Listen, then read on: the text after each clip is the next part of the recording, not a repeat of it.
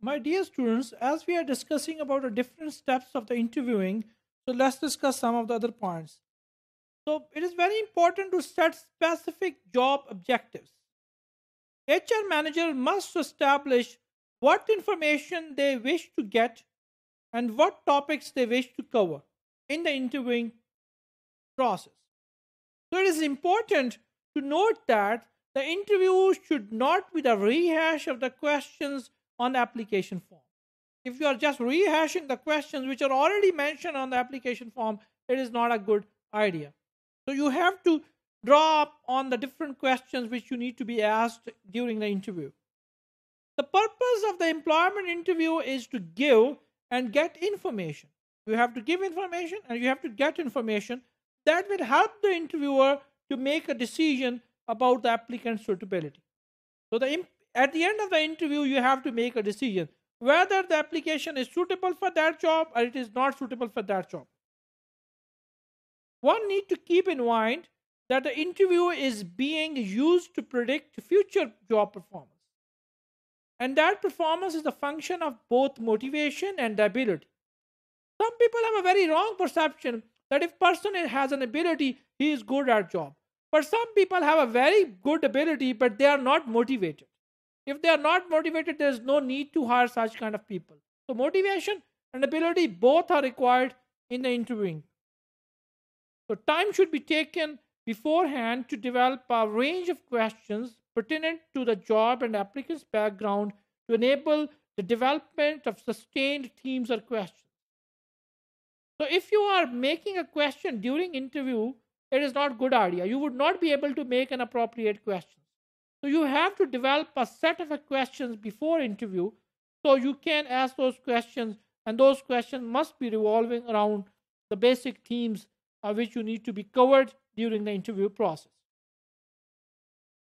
Then you have to provide the proper setting in the interview. The interview is important to the applicant and to the image of the company. So it is very important for the image of the company. So consequently, the interview should be conducted in private and in setting free from interruption. So no one should come into the room. There should not be much interruption by the people and the things in the interviewing room. So it must be a very, very silent space.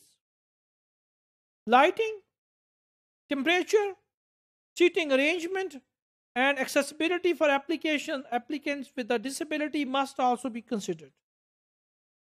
Not to do so create a negative impact. If you will not consider all these things, lighting, temperature, sitting arrangement, accessibility for the disabled applicants, then obviously it would lead to the negative impact on the applicants by communicating that the interviewer does not think that they are important enough to justify the courtesy of professionally conducted interview. So you need to be courteous, you need to be professional, and it would enhance your professional and employment image. So research by Harn and Thornton found that the behaviors of interviewers towards applicants can also influence their decision to accept or reject a job offer.